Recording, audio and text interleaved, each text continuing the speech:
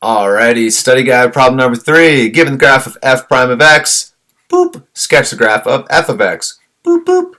Okay, so again, multiple answers to this, infinitely many answers. The important thing, make sure your relative max and relative mins are in the right spot. So recognize that f prime x is looking a lot like some sort of negative x squared graph.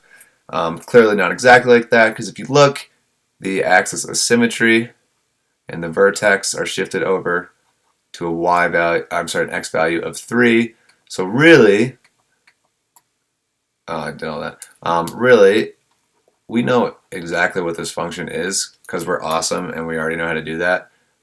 It's just going to be negative x minus 3 quantity squared. That's sweet. We don't know exactly what that is when you integrate it, but we do know when you integrate it, you're going to get some sort of negative cubic function. That's all we really care about. We're looking for general shape here. Negative cubic function is going to look like that. So again, we just got to get that relative min and that relative max in the right spot.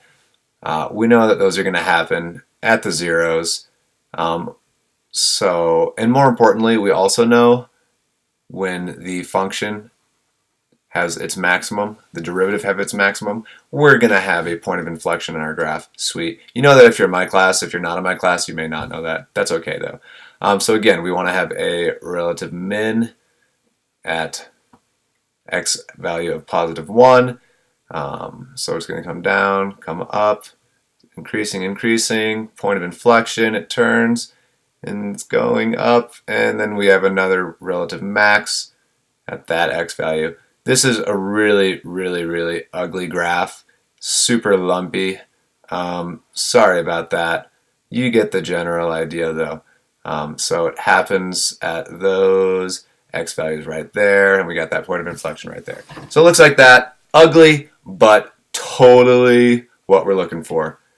So yay, we are done.